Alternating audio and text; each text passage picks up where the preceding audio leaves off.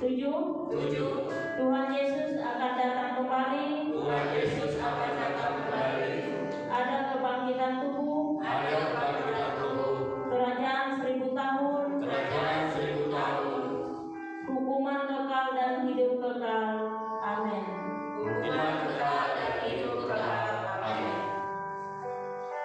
Baiklah, pada pagi hari ini kita mau fokus beribadah kepada Tuhan. Apapun permasalahan, problem di dalam kehidupan kita tinggalkan sejenak. Kita mau bersorak-sorai bagi Tuhan, memuji nama Tuhan. Karena begitu baik Tuhan di dalam kehidupan kita. Karena inilah yang bisa kita balas untuk membalas segala kebaikan Tuhan di dalam hidup kita, yaitu dengan kita bersorak-sorai memuji nama Dia. Kita mulai ibadah kita angkat satu pujian kemenangan terjadi di sini. Saya undang ibu semuanya untuk bangkit berdiri. Amin.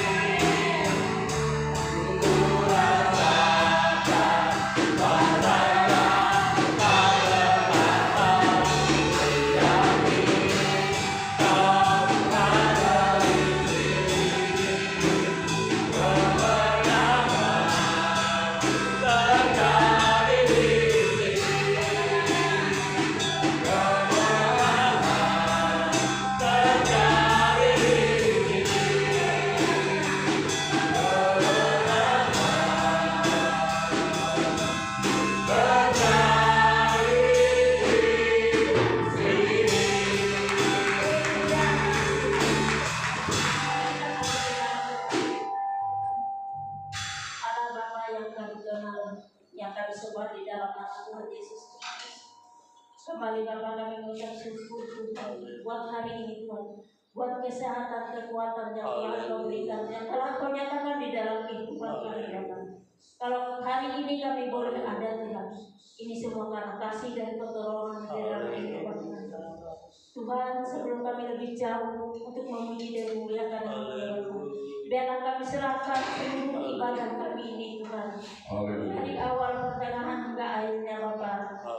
Khususnya buat kami yang melayani pada hari ini Tuhan, biarlah Engkau urapi bibir lidah kami ya Bapa, agar apa yang boleh kami sampaikan, boleh kami persembahkan Tuhan, itu semua boleh menjadi doa yang harum di hadapan-Mu ya Bapa. Terima kasih Yesus, terima kasih Roh Kudus, terlebih buat hamba-Mu yang akan menyampaikan kebenaran firman-Mu Tuhan. Biarlah Engkau urapi bibir lidah hamba-Mu ya Bapa. Engkau pakai hamba-Mu lebih heran lagi Tuhan, agar apa yang disampaikan oleh hamba-Mu itu seturut dengan kehendak-Mu ya Bapa. Terima kasih Yesus, terima kasih Roh Kudus. Kami juga tahu kuasa kegelapan tidak senang dengan kami memuji dan memuliakan Engkau ya Bapa. Tapi kami anak-anak-Mu di tempat ini Tuhan, seberapapun kami yang ada pada saat ini, kami bersatu hati Tuhan, kami tolak, kami usir, kami katakan di dalam nama Yesus, biarlah darah Yesus berkuasa atas kami semuanya Bapa. Terima kasih Yesus, terima kasih. Kami serahkan serangkaian ibadah kami dari awal pertengahan hingga akhirnya di dalam nama Yesus. Haleluya. Amin. Kita masih tetap berdiri, kita memuji nama Tuhan. Dalam Yesus kita bersaudara. Nanti disambung dengan ku kasih kau dan kasih Tuhan, ada satu sobatku yang setia. Kita mau bersorak-sorai bagi Tuhan. Haleluya.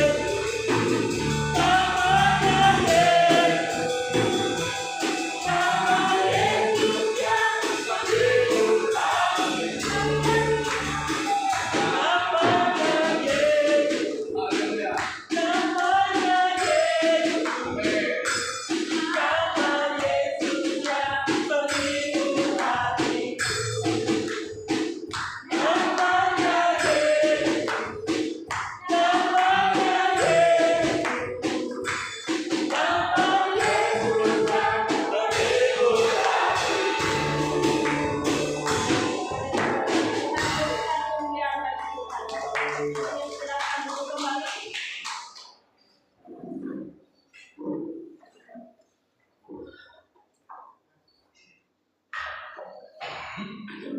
Baiklah, kita akan persiapkan hati dan pikiran kita. Kita ingin belajar akan kebenaran firman Tuhan. Biarlah Yesus jamah hati dan pikiran kita. Kita angkat satu pujian, aku mengasihi Engkau Yesus. Kepada Nabi saya akan Yesus,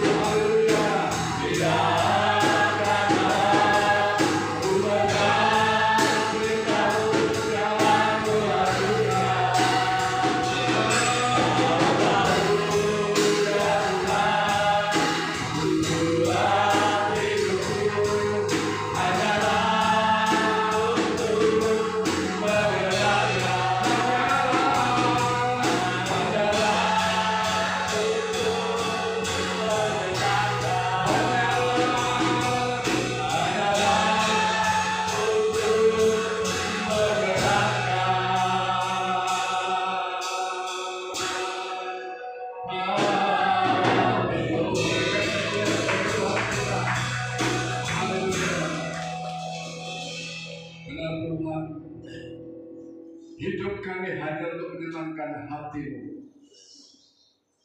Hidup kami hanyalah kami persembahkan sehingga nama Tuhan dipermuliakan. Tuhan, seperti ujian ini, selalu kami merenungkan firman siang dan malam. Kami rindu firman untuk mengubahkan kami, membuat pencerahan di dalam kehidupan kami, dalam pemikiran kami, menuntun setiap perkataan dan perbuatan kami, sehingga kami menjadi berkenan di hadapan-Mu. Oleh sebab itu Tuhan, berfirman-Lah kepada kami.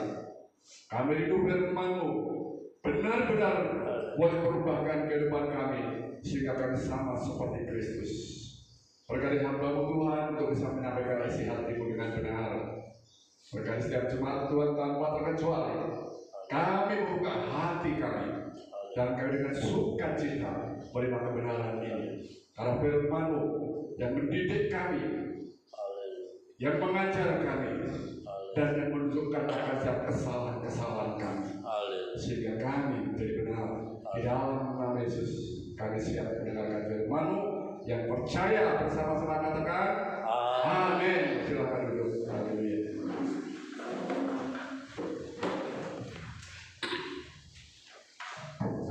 Shalom. Shalom. Sehat semuanya? Luar biasa. Luar biasa. Puji Tuhan. Saudara semua yang dikasihi oleh Tuhan. Puji Tuhan ya, cuaca yang sangat indah sekali sehingga kita hari ini bisa datang ke tempat ini. Nah, hari ini saudara, saya mau angkat sebuah judul saudara, dan izinkan saya bertanya. Ya, izinkan saya bertanya. Apa pertanyaannya?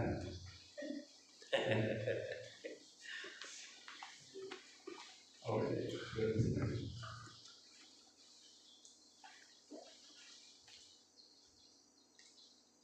Kok bisa tolong dibantu? Nggak bisa.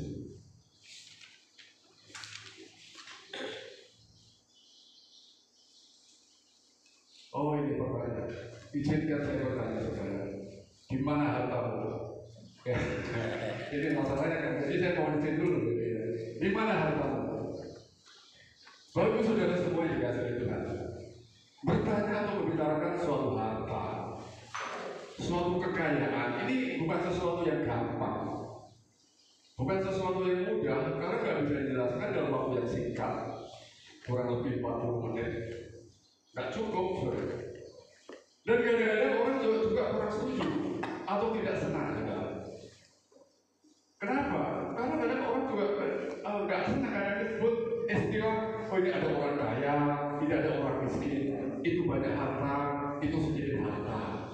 Kadang-kadang orang juga kurang setuju dengan istilah-istilah yang demikian. Jadi memang tidak mudah.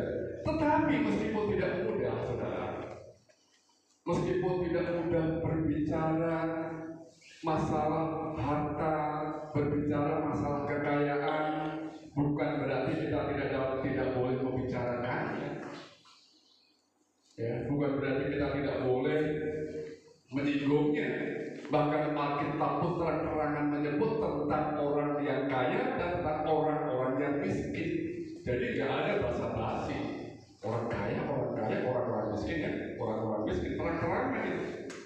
Dan bukan berarti firman Tuhan yang bersinggungan dengan harta lalu tidak diberitakan. Wah, kan nggak enak kalau diberitakan, nanti nyinggung orang. Justru orang harus tersinggung. Saudara semua dikasih oleh Tuhan. Perhatikan firman Tuhan.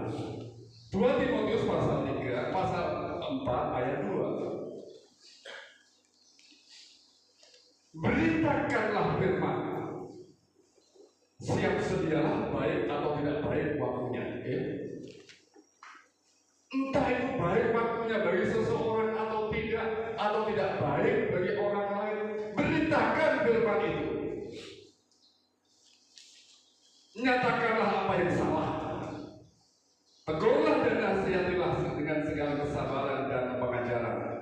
Artinya apa? Beritahukan mereka apa yang harus mereka lakukan. Lewat apa? Ya firman Tuhan.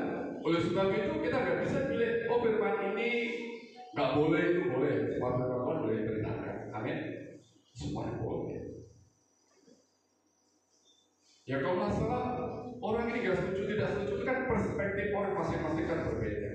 Yang kedua, Kisah Para Rasul pasal 5 ayat 20. Pergilah, berdirilah di bait Allah dan beritahukan seluruh firman hidup itu kepada banyak orang. Nah, pergi berdirilah di bait Allah, di dalam rumah Tuhan, di dalam gereja, beritakan firman supaya orang itu semua tahu.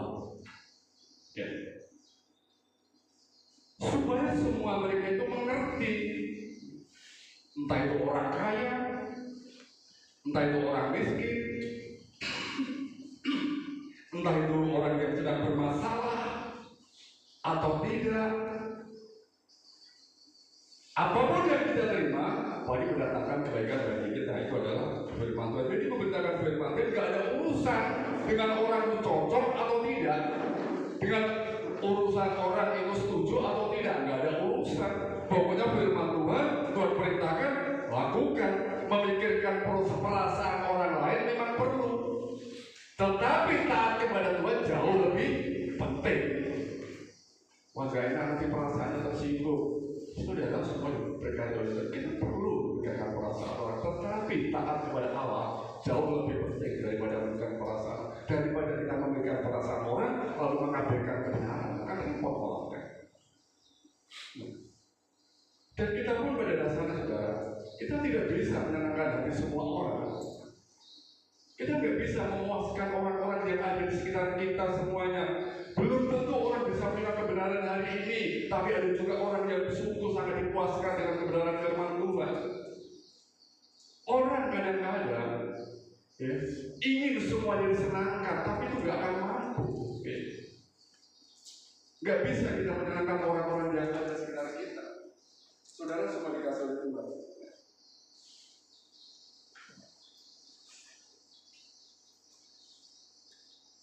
Nah, saudara, kita firman Tuhan ya.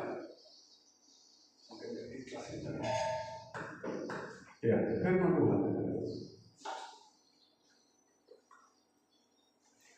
Itu bagi semua orang berbeda-beda. Mungkin terasa asam, ada terasa manis, ada terasa pahit, asin kayak nano-nano, manis. Ya, macam-macam kan orang. Ada orang merasakan manis, ada orang juga merasakan pahit ini. Bagi seseorang firman itu manis, tetapi bagi orang lain itu pahit. Di lingkungan orang munafik, saudara, orang yang jujur itu penjahatnya, betul.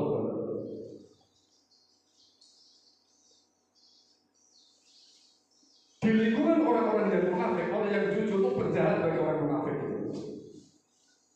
Artinya apa? Kebenaran itu yang sulit diterima. Orang yang tidak biasa mendengarkan omongan orang lain, orang yang tidak mau mendengarkan omongan kita, Tuhan pun ngomong juga gak akan didengarkan.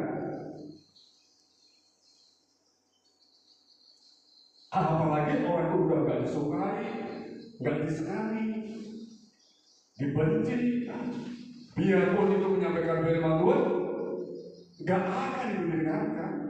Karena apa? Udah terbiasa, gak biasa ditegur, begitu ditegur gak didengarkan. Maka Tuhan pun ngomong, gak akan didengarkan. Saudara semua dikasih oleh Tuhan.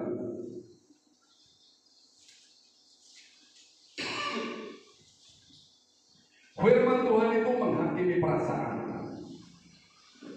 Firman Tuhan pasti menghakimi pikiran kita. Ibrani pasal 4 ayat 12. Ya. Firman Tuhan itu pasti menghakimi. Tidak mungkin tidak. Pasti menyinggung perasaan orang. Pasti itu terjadi. Ketika orang berbicara, jangan membunuh. Orang yang pernah membunuh akan tersinggung itu di situ. Betul ya? Wah, ini menyinggung saya. Padahal firman Tuhan berkata demikian. Kamu jangan mencuri, tapi orang yang pernah mencuri di situ pasti tersinggung. Dikira menghakimi dia. Dikira sedang menjudge dia, padahal sedang memberitakan firman Tuhan. Kamu jangan berzina. Oh, orang tersinggung, orang yang pernah berzina. Kenapa? Dikira sedang menghakimi dia, padahal firman Tuhan sedang diberitakan. Nah, ini saudara. Orang sulit menerima kebenaran. Tuhan pun ngomong, kadang-kadang itu dikatakan bukan Tuhan yang berbicara. Ibrani pasal 4 ayat 12. Sebab firman Allah itu hidup dan kuat, dan lebih tajam dari pedang bermata dua manapun. Ia menusuk amat dalam sampai memisahkan jiwa dan roh, sendi-sendi dan sumsum. Ia sanggup membedakan pertimbangan dan pikiran-pikiran kita. Itu pasti. Ada orang berkata seperti ini.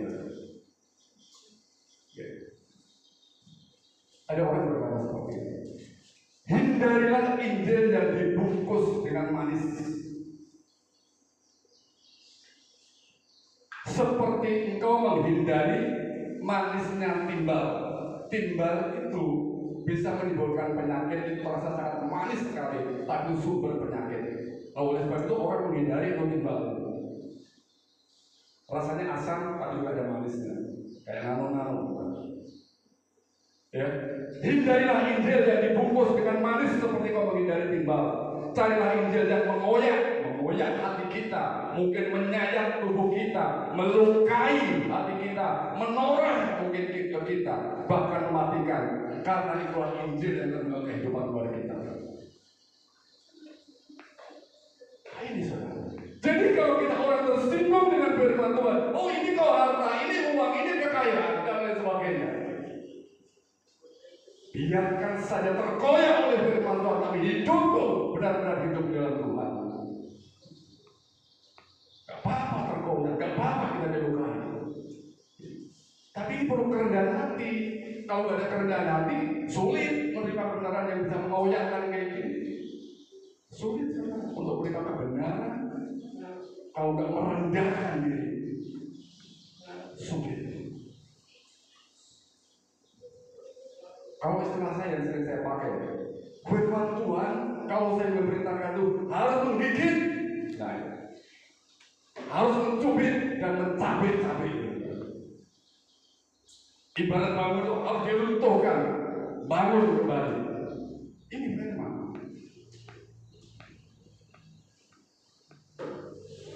Jadi kembali kepada pertanyaan tadi, di mana hartamu? Saya terusik dengan pertanyaan ini, saudara semua. Saya terusik, tetapi saya senang dengan pertanyaan ini. Ini seperti petir di siang bolong yang mengganggu saya tidur siang. Ketika saya tidur, orang bertanya, di mana hartamu? Bapak Ibu Saudara semua dikasih Tuhan. Pertanyaannya kan mengapa timbul pertanyaan seperti itu kan? Kenapa sih bertanya seperti itu? Nanti.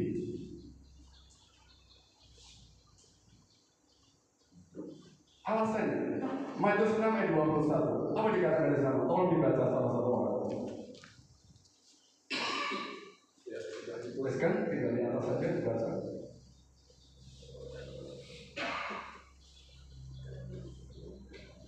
Matius 6 ayat 21. Karena di mana hartamu berada, di situ juga hatimu berada. Ya, terima kasih. Ini pertanyaannya. Karena di mana hartamu berada, di situ juga hatimu berada.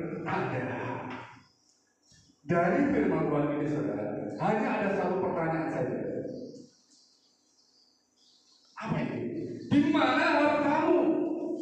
Di mana kau simpan hartamu? Kalau dijelaskan. Ya. Firman Tuhan kan sudah berkata, di mana karena di mana hartamu berada, di situ juga hatimu berada. Makanya timbul pertanyaan, di mana hartamu? Orang bertanya, di mana hatimu?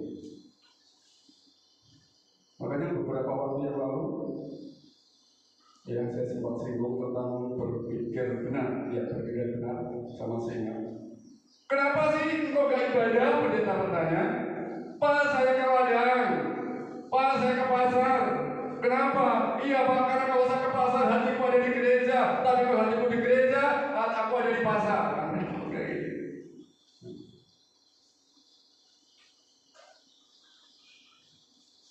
Saudara semua dikasih Tuhan. Hanya ada satu pertanyaan. Dan pertanyaan itu kita semua. Gak pandang si kaya si miskin, Tuhan sedang mengingatkan kita dengan pertanyaan. Saya pribadi sedang diingatkan juga dengan pertanyaan ini. Mungkin berkata begini, mati di mana hartamu? Begitu.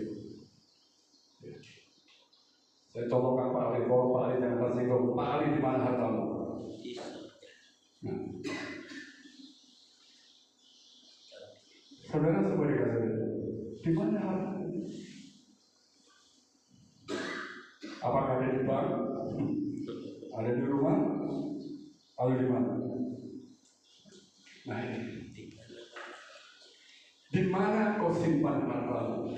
Kembali kepada firman Tuhan. Apa Tuhan katakan di sana? Ada sebuah petunjuk yang luar biasa.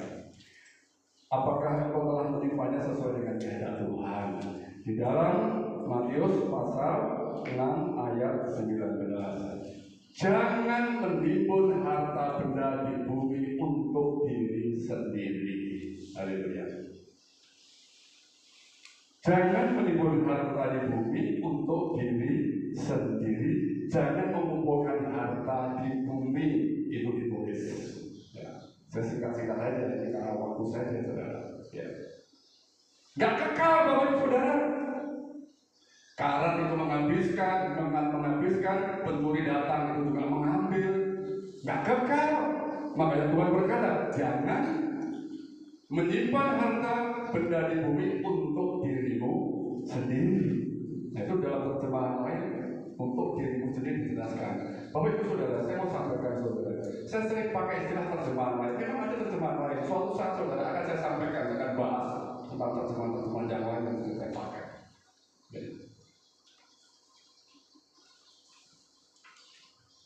Mudah-mudahan saya tidak lupa, ya. Mudah-mudahan saya tidak lupa. Jangan serakah. Maksudnya itu demikian. Ya. Nah, kita beri contoh ya, kita boleh beri contoh ini. Di dalam Lukas pasal 12, ya. Bagi saudara boleh buka Lukas pasal 12 ayat 16 sampai dengan 21. Di sana dikatakan, kemudian Tuhan mengatakan kepada mereka suatu perumpamaan, katanya, ada seorang kaya, tanahnya berlimpah-limpah hasilnya. Tanahnya, ladangnya berlimpah-limpah hasilnya. Ia bertanya dalam hatinya, apakah yang harus aku berbuat? Sebab aku tidak mempunyai tempat di mana aku dapat menyimpan hasil tanahku, saking banyaknya saudara. Orang begitu kaya, ladangnya banyak, hasilnya berlimpah-limpah ke karuan ini. Ya. Bingung dia menyimpannya. Lalu katanya, inilah yang akan aku perbuat. Aku akan merubah lumbung-lumbungku, dan aku akan membuat mendirikan yang lebih besar, dan aku akan menyimpan di dalamnya segala gandum dan barang-barangku. Dibesarkan gudang itu. Kalau di Jawa kan ada lumbung padi itu berarti khusus untuk menyimpan padi. Nah, itu kurang besar nih kayaknya padi banyak. Besarkan lagi gudang itu. Kurang lagi besarkan lagi ya. Demikian. Sesudah itu aku akan berkata kepada jiwaku, jiwaku, ada padamu banyak badan, tertimbun untuk bertahun-tahun lamanya. Beristirahatlah, makanlah, minumlah, dan bersenang-senanglah. Banyak ini. Dia berkata bagi dirinya sendiri, puas ini, banyak ini, gak akan kelaparan. Harta berlimpah-limpah, bagaimana mungkin kelaparan? Tetapi firman Allah berkata kepadanya, hai engkau orang bodoh, pada malam ini juga jiwamu akan diambil daripadamu. Dan apa yang telah kau sediakan untuk siapakah itu nanti? Mati malam itu. Allah berkata kepada orang bodoh itu, orang bodoh, malam ini juga kau akan mati. Untuk siapa nanti barang yang kau simpan itu? Nah, saudara semua dikasih oleh Tuhan. Ini terjadi. Dia tumpuk, gak tahunya malam itu mati. Jadi siapa yang akan pergunakan harta itu? Ayat selanjutnya dalam ayat 21. Demikianlah jadinya dengan orang yang mengumpulkan harta bagi dirinya sendiri. Bagi dirinya sendiri. Jikalau ia tidak kaya di hadapan Allah. Saudara semua yang diberkati oleh Tuhan. Makanya ketika dia mati, ya, paling nggak mungkin dia bawa harta itu. Demikian juga dengan kita. Ya. Kita mau bawa kayak enggak. Kita tinggal semuanya. Untuk anak-anak kita pun juga mati, anak kita pun mati juga ditinggalkan. Sia-sia. Jangan simpan harta di bumi untuk dirimu sendiri. Ya. Kenapa untuk dirimu sendiri? Bukan untuk dirimu sendiri. Karena firman Tuhan berkata lagi, saudara.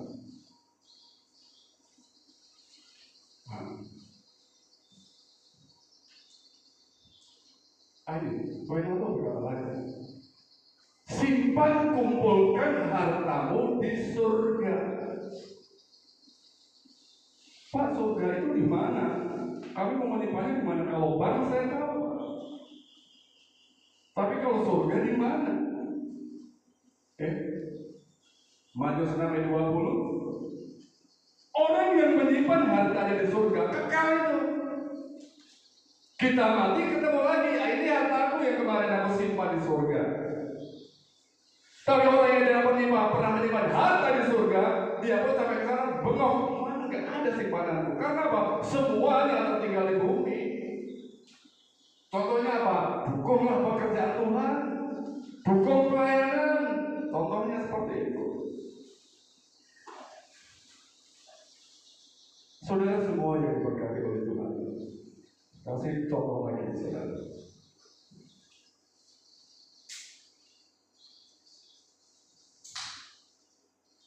Nah, di mana kau simpan harta? Berikan kepada orang-orang miskin. Jual, berikan kepada orang-orang miskin. Artinya bermurah hati. Perhatikan orang lain, bantu orang lain, bermurah hati, orang bertolong-tolong. Saudara semua dikasih contohnya ini, saudara. Matius pasal 19 ayat 21 sampai dengan 23. Orang muda yang kaya.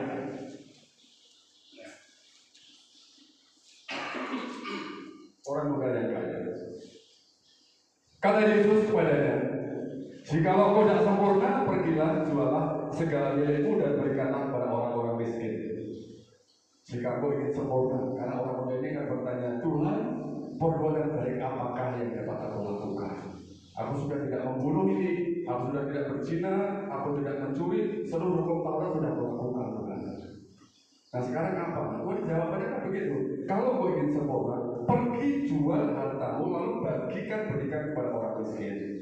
Maka kau akan beroleh harta di surga. Nah ini kau akan beroleh harta di surga. Bantu orang lain, tolong orang lain.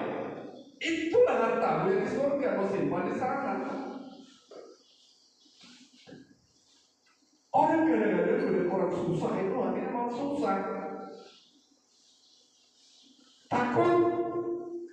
Jangan-jangan dia minta bantuan ini. Bapak Ibu Saudara semua yang berkati oleh Tuhan.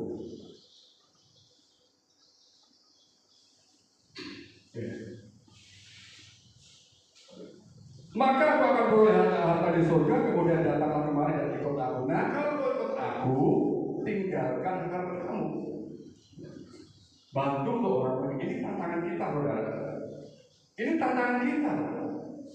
Siap nggak kita menghadapi tantangan itu? Tuhan menantang kita. Engkau mau ikut aku? Pergi jual hartamu, bagikan kepada orang miskin. Karena apa? Dia nggak ingin ketika hatinya, dirinya ikut Tuhan, hatinya arahnya kepada orang lain. Orang dari Tuhan tidak ingin orang berada di gereja, hatinya berada di luar sana. Saudara semua yang dikasihi oleh Tuhan.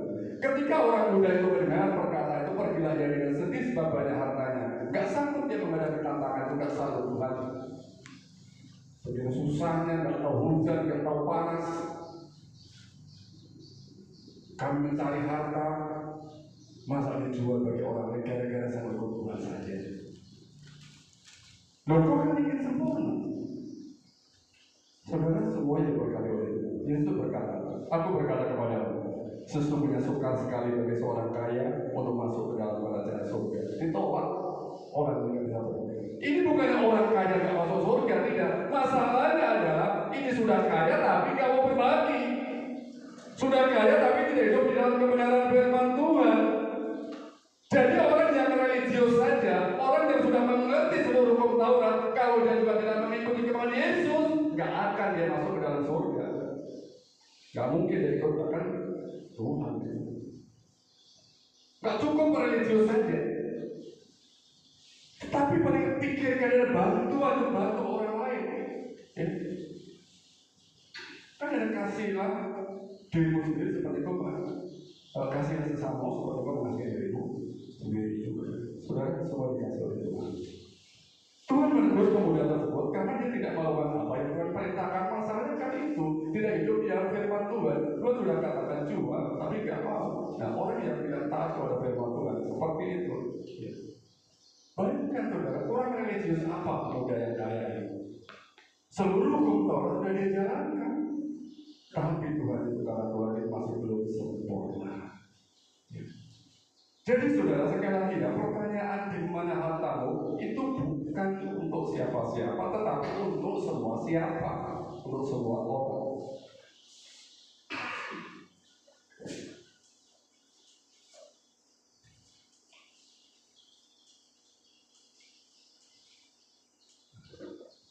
Iya saudara. Sesungguhnya sukar sekali bagi orang kaya untuk masuk dalam kerajaan surga. Bukan orang kaya, ini adalah orang kaya yang tidak mau berbagi, yang tidak peduli, ada orang minta tolong, boleh dia bisa menolong, dia nggak mau. Nah itu tadi, jangan ada satu tantangan bagi orang percaya yang sanggup dan ada tantangan seperti itu. Oleh sebab itu saudara, dalam kitab Ulangan ya, itu kan kita ada suatu kewajiban di sana, ya, kita bantu jaga miskin dan lain sebagainya. Kita puji Tuhan saudara semua yang kasih Tuhan. Kenapa saudara? Saat ini walaupun kita terengah-engah mau beli AC, ya, kemarin yang dana yang daftar dulu sudah 3 juta lebih itu. Kita kurang lebih 1.500.000 lagi untuk mencukupkan dana. Kita terengah-engah saudara. Kalau dari dana-dana lain kita cukupkan cukup. Tetapi khusus untuk membeli AC kurang. Tetapi meskipun kita terengah-engah saudara, kita bisa bantu orang lain. Kenapa kita bisa bantu orang lain? Karena kita punya pos di sana untuk bantu orang lain. Kita di sana punya pos yang kita untuk persembahkan orang lain. Tapi untuk khusus untuk yang AC, kita bedakan lagi. Beberapa waktu yang lalu saya persembahkan juga ke DT1. Saya ketemu untuk beli semen, bantu. Beberapa waktu yang lalu kita juga bantu seorang hamba Tuhan yang mengalami musibah, kita bantu. Sementara kita juga terengah-engah untuk membeli AC, tapi kan tidak ada hubungannya. Itu posnya sudah masing-masing. Jadi meskipun terengah-engah untuk kebutuhan kita sendiri membeli AC, tetapi dalam bidang lain kita bisa masih tolong orang lain. Ya. Kita bisa masih bantu orang lain. Hamba Tuhan yang mengalami musibah, puji Tuhan kan luar biasa. Gereja kita yang perlu membuat pagarnya belum selesai, tapi kita malah bantu orang lain yang sedang membangun gereja. Kita kasih. Sebenarnya logikanya, ini uang kan bisa untuk beli semen untuk sendiri. Tapi enggak, karena itu adalah pos-pos yang memang untuk dulu kita bantu. Istilahnya orang kita bantu tabur. Tangan itu. Pak ini mau untuk beli semen, Pak ini dapat ya sangat sekali. Nah, Bapak saudara semua yang berkata itu. Sudahkah kita menyimpan harta sesuai pada tempatnya? Ya, Tuhan katakan jangan simpan harta di bumi untuk dirimu sendiri. Dan berikutnya, simpan hartamu di surga.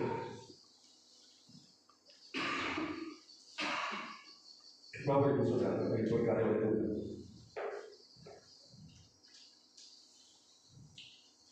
Ini, kamu kasih tolong. Melayani dengan kekayaan kita, melayani dengan harta yang Bapak berikan kepada kita. Saya sangat senang saudara dengan kesetiaan Bapak Ibu Saudara semuanya di dalam mendukung pelayanan lewat persembahan-persembahan. Saya tahu saudara ini persembahan terlalu banyak, ya. Tapi dengan Bapak Ibu Saudara juga setia, semua saya sangat diberkati oleh Tuhan. Di mana dengan keuangan gereja dan lain sebagainya. untuk keperluan pelayanan.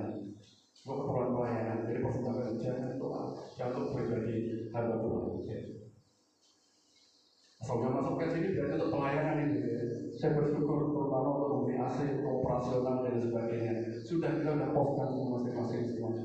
Clear. Setiap bulan kan saya kirim di grup itu, bahwa saudara boleh baca bagaimana keadaan kas kita dan sebagainya.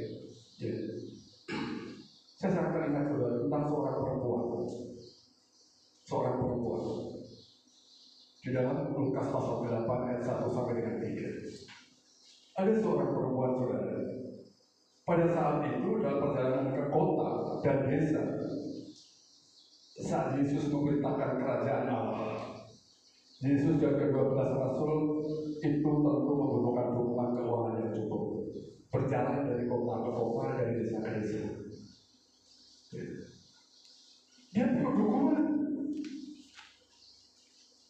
Dia perlu topangan dana, dia perlu topangan keuangan. Tetapi puji Tuhan, kebutuhan keuangan tersebut ditanggapi dengan baik oleh yang orang namanya Yohana, istrinya Kusa, dan juga Susana, dan banyak perempuan-perempuan lain yang kemudian melayani Tuhan dengan kekayaan mereka. Haleluya. Seorang perempuan. Ayat lengkapnya begini. Tidak lama sesudah itu Yesus berjalan berkeliling dari kota ke kota dan dari desa ke desa memberitakan Injil kerajaan Allah. Ke-12 muridnya bersama-sama dengan dia, dan juga beberapa orang perempuan yang telah disembuhkan dari roh-roh jahat atau berbagai penyakit, yaitu Maria yang disebut Magdalena yang telah dibebaskan dari 7 roh jahat, Yohana istri Kusa, bendahara Herodes, Susana, dan banyak perempuan lain. Perempuan-perempuan ini melayani rombongan itu dengan kekayaan mereka. Dia dukung itu misi, dia dukung itu pekerjaan Tuhan, dia dukung itu pelayanan. Dia tahu rombongan Tuhan, rombongan Yesus yang sedang pelayanan ini membutuhkan dukungan ini. Nah, ini peka ditanggapi begitu baik oleh Susana, oleh Yohana, dan perempuan-perempuan lain. Perempuan-perempuan lain ini meskipun tidak disebutkan, tapi mereka juga ikut andil di dalam sana. Dia memiliki harta, nggak tahu harta itu apa. Pokoknya dalam firman itu dikatakan dengan hartanya, dengan kekayaan, dia dukung Yesus dalam perjalanan memberitakan Injil kerajaan Allah. Nah ini saudara semua dikasih oleh Tuhan. Ya. Sebuah fakta saudara semua sampaikan.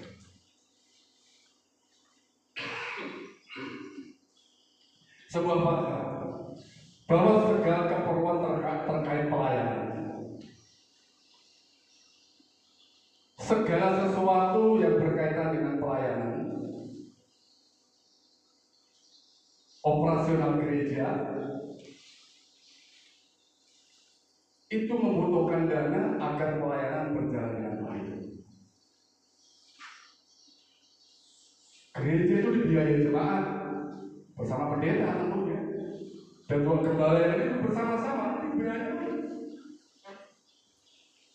Makanya kalau saya kembali ke cerita yang dulu tentang Pak Karno, kenapa itu istiqlal nggak jadi-jadi? Dia lebih memilih gedung yang lain.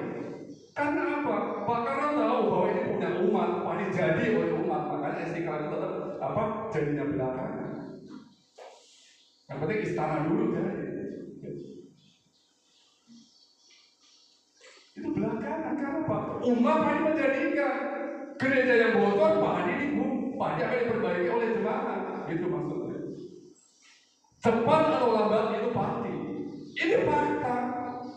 Tidak mungkin istilahnya orang lain kita berjumpa di sini, orang lain membantu. Tapi kita sendiri. Siapa lagi kalau bukan jemaat? Siapa lagi kalau bukan kita semua? Kita bekerja sama, berkolaborasi, bersinergi, membangun gereja operasional untuk berjalan dengan baik. Bapak Ibu Saudara semua diberkati oleh Tuhan. Ini fakta. Ini bukan masalah minta atau tidak minta, tetapi tentang Susana, Yohana, Maria Magdalena. Ini sudah memberikan contoh dengan harta seorang perempuan lagi mempersembahkan harta dan kekayaannya untuk pelayanan Yesus. Pada Yesus pun kamu simsalabim pun bisa. Tetapi dengan kepekaan hati, ya, kepedulian tentang pelayanan. Nah, tantangan kita sekarang ini kan apa? Bisa nggak kita memberi diri kita sendiri? Bisa nggak kita dengan keuangan kita sendiri? Karena begitu. Misalnya tanpa proposal bagaimana? Saudara semua dikasih Tuhan. Harta itu kan anugerah Tuhan. Kekayaan itu anugerah Tuhan. Dipercayakan kepada kita. Nah, untuk apa kegunaannya? Di mana kita simpan? Jalankan saja sesuai dengan firman Tuhan. Itu aman, jalan sesuai dengan firman Tuhan. Maka ketika kita mendengarkan firman Tuhan, dimanapun kita nggak akan merasa tersinggung. Ternyata benar yang dikatakan oleh Bapak Mati, ya, dikatakan firman Tuhan oleh Pak Mati kemarin. Dimanapun, saudara, kita mendengar firman Tuhan seperti itu.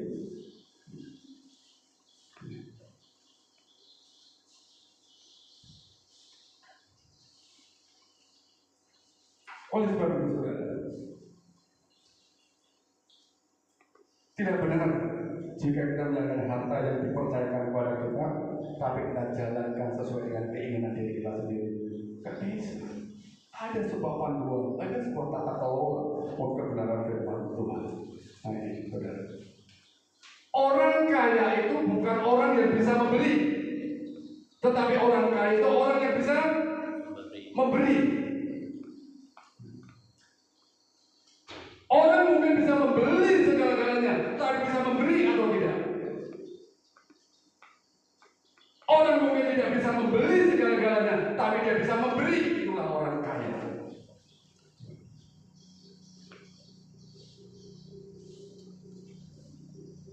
Saudara semua dikasih Tuhan. Dalam banyak budaya, seringkali orang yang memberi itu dianggap orang kaya. Orang miskin tentu tidak bisa memberi. Itu budaya dulu itu, ya, budaya dulu seperti itu. Bahwa orang yang bisa memberi itu berarti orang kaya, ya, sedangkan orang miskin itu tidak bisa memberi. Sebenarnya pola pikir seperti itu, saudara, itu hanya untuk menutupi kepelitan, kepikiran secara halus dari orang tersebut. Budaya cara-cara menutupinya demikian. Nah, aku kan miskin, gak bisa memberi. Ya. Oh, itu saudara semua diberkati oleh Tuhan. Alkitab mengajarkan bahwa kasih itu kan berkorban, kasih itu memberi, ya, kasih itu ngasih. Kita ke gereja ini kan memberi hidup kita, bukan mencari kesembuhan, cari berkat. Nggak ada berkat namanya uang di gereja ini. Uangnya tetap di luar sana, di luar gereja. Tapi efek dari ibadah, Tuhan akan melihara kita. Saudara semua yang dikasih itu, baik. Pola-pola pikir budaya yang dulu itu hanya untuk menutupi kepikiran, kepelitan, secara halus saja, supaya tidak kental sama sekali. Itu lagi, kita mengajarkan kasih itu bersifat berkorban, ya. Bersifat memberi. Allah Bapa sendiri, ya, sudah memberikan contoh kasih begitu teramat besar bagi dunia ini, kan? Di mana nanti rencana, ya, jika Tuhan izinkan, Natal kita tanggal 4 atau tanggal 5, kita nanti kita akan peringati di mana Bapa yang baik itu teramat besar bagi dunia, memberikan Yesus Kristus kepada kita, putranya yang tunggal. Untuk siapa? Orang berdosa. Nah, kadang-kadang orang memberi pun dilihat-lihat, oh ini orang ini kayaknya berdosa, nggak cocok ya. Ini kayaknya nggak pas ya. Orang ini kayaknya pernah menyakiti saya.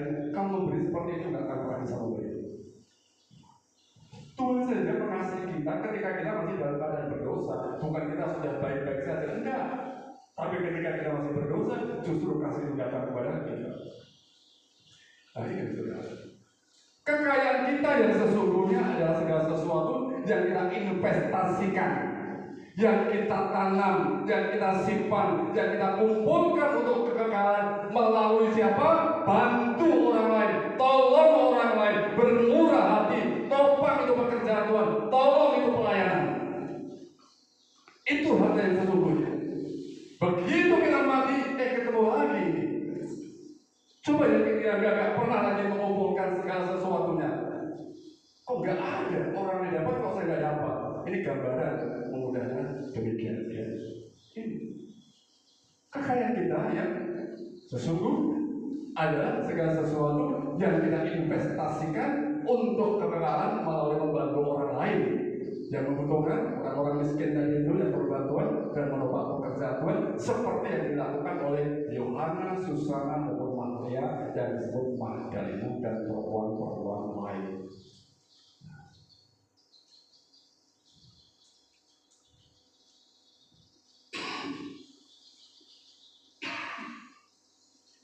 Beranilah bayar harga. Saat Tuhan meminta kepada kita melepaskan segala sesuatu yang berharga, mungkin kita ada sesuatu yang berharga, beranilah kita melepaskan. Beranilah bayar harga saat Tuhan memintamu untuk melepaskan sesuatu yang berharga. Ketahuilah, karena ada yang terbaik dari Tuhan yang hendak Ia berikan di dalam kehidupan kita. Ada sesuatu yang baik. Lepaskan yang terbaik, Tuhan berikan yang jauh lebih terbaik lagi.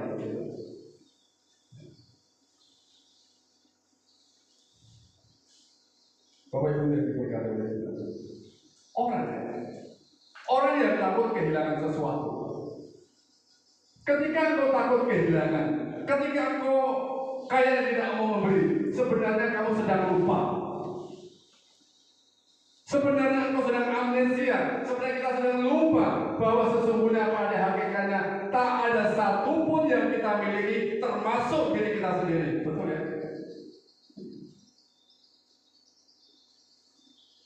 Ketika orang takut kehilangan, ketika orang tidak mau memberi, sebenarnya itu sedang lupa bahwa pada hakikatnya tak ada satupun yang sebenarnya kita miliki. Tidak ada. Anugerah itu titipan saja. Tidak bisa bergaya-gaya sombong-sombong dan sebagainya. Bahkan termasuk dirimu pun itu bukan milikmu. Haleluya. Makanya kita tahu Tuhan persembahkan tubuhmu.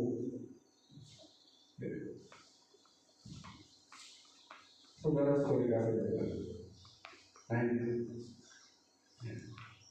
kita diminta tamu oleh saudara semuanya. Kita diminta tamu. Nah, ada suatu cerita saudara. Ada seorang wartawan. Ya, ini kan saya untuk firman Tuhan. Ada seorang wartawan di mana di kampungnya ada seorang yang sangat kaya raya sekali. Wartawan ini kemudian adalah mewawancarai orang yang terkaya di kotanya. Setelah janjian, akhirnya wartawan ini ketemu di rumah orang kaya tersebut. Tetapi sangat terkejut wartawan ini. Kenapa? Karena ternyata rumahnya itu nggak megah, nggak mewah, nggak seperti istana. Ini kan katanya orang kaya. Tetapi kalau kaget dia. Kaget. Dulu orang juga pernah terkaget juga dengan saya bersama dengan istri. Dulu kan di Tanjung Tiga, itu sama Pak Hasid. Sekarang saya BI. Dulu saya di sana juga punya posisi. Orang begitu masuk ke rumah saya, melihat rumah terang itu bingung mereka.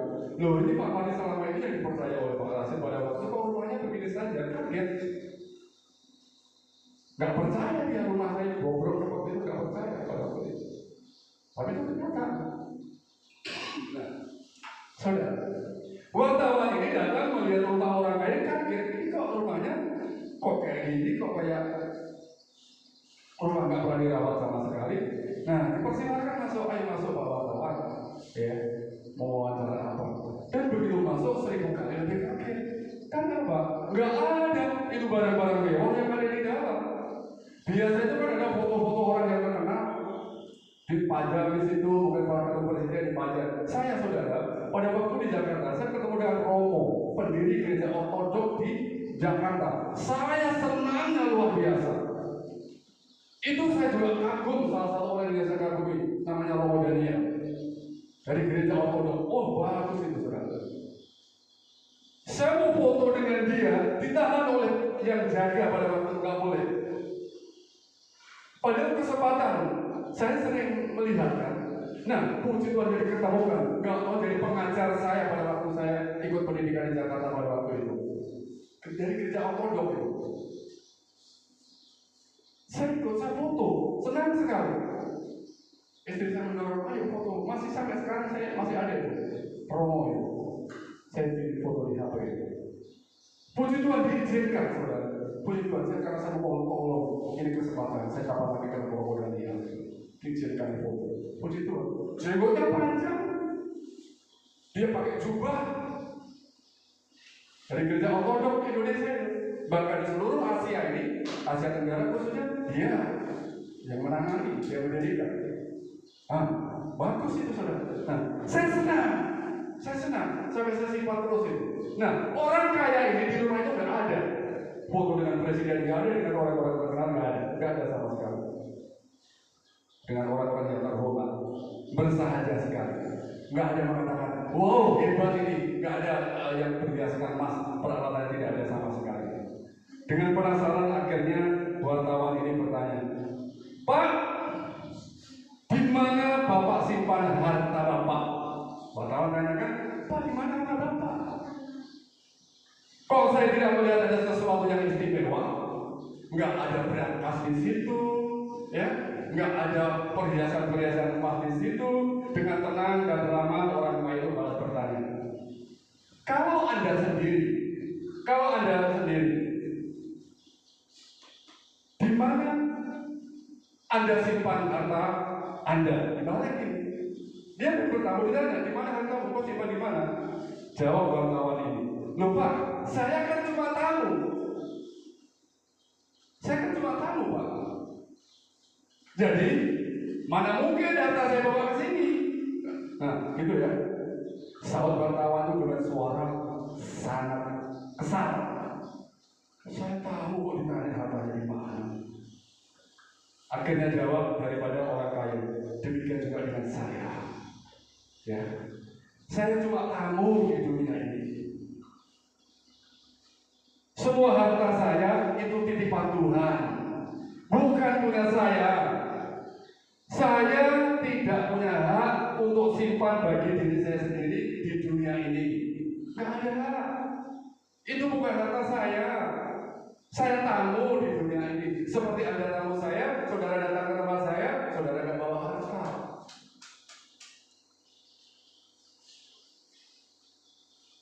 Kelak, saya akan kembali, saya akan pulang kepada Bapa di surga. Saya akan pulang.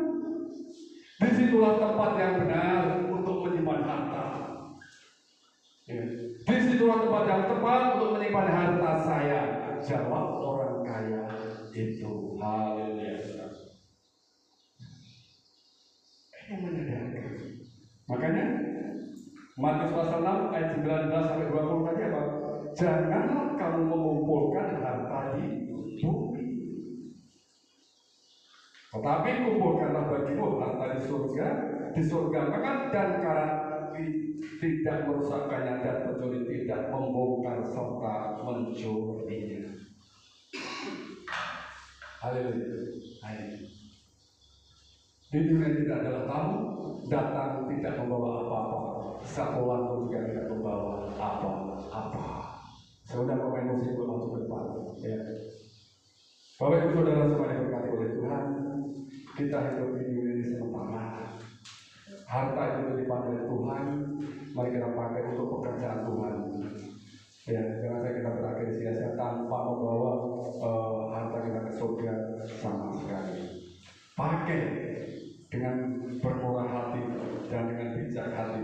Layani pekerjaan Tuhan dengan berkat, dengan harta, dengan uang yang ada pada kita. Ya. Jadi berkat bagi banyak orang. Itulah cara mengubah harta yang sementara menjadi harta yang kekal. Bisa diubahkan. Ini harta kok nggak kekal ini. Bisa diubah menjadi kekal. Caranya apa? Jangan simpan di bumi. Dukung pekerjaan Tuhan. Jadi kekal itu harta. Ketemu nanti kita lagi, ketemu lagi kita. Kita akan dengar satu pujian saudara. Ku tak membawa apapun juga. Jadi sebelum nafas terakhir saudara, ya sebelum nafas terakhir kita, sebelum kita menghembuskan nafas yang terakhir, sudahkah harta kita simpan di surga yang kekal itu? Ya. Dan kiranya kita juga dimampukan Tuhan untuk menyimpan harta di surga yang kekal. Bantu pelayanan, tolong pelayanan, sumbang pekerjaan Tuhan dan sebagainya. Haleluya.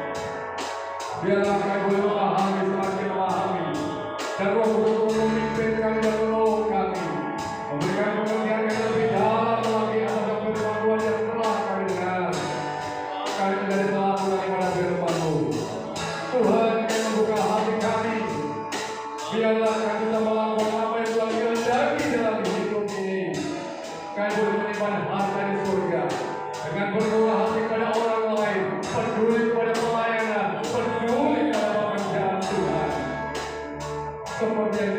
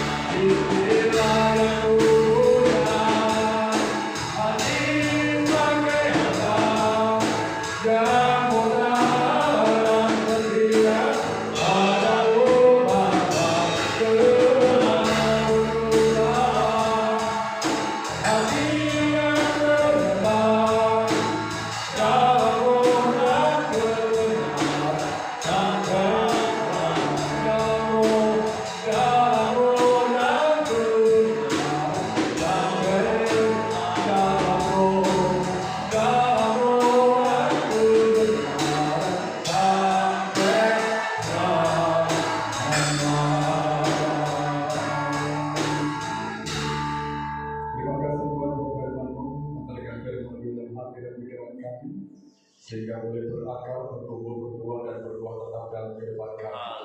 Kami Tuhan hidup dari alat-Mu di dalam menyampaikan kebenaran ini, sehingga Injil orang lain boleh terima, mereka boleh percaya, menjadi percaya. Terima kasih Bapa yang baik, memberkati kami supaya kami bisa hidup sesuai dengan kehendak-Mu dan dalam mengelola keuangan yang Tuhan titipkan kepada kami. Jadi sesungguhnya tamu datang di tempat ini dan kami tidak pernah membawa harta kami. Terima kasih Tuhan, di dalam nama Yesus berdoa, haleluya, amin. Ya, kita akan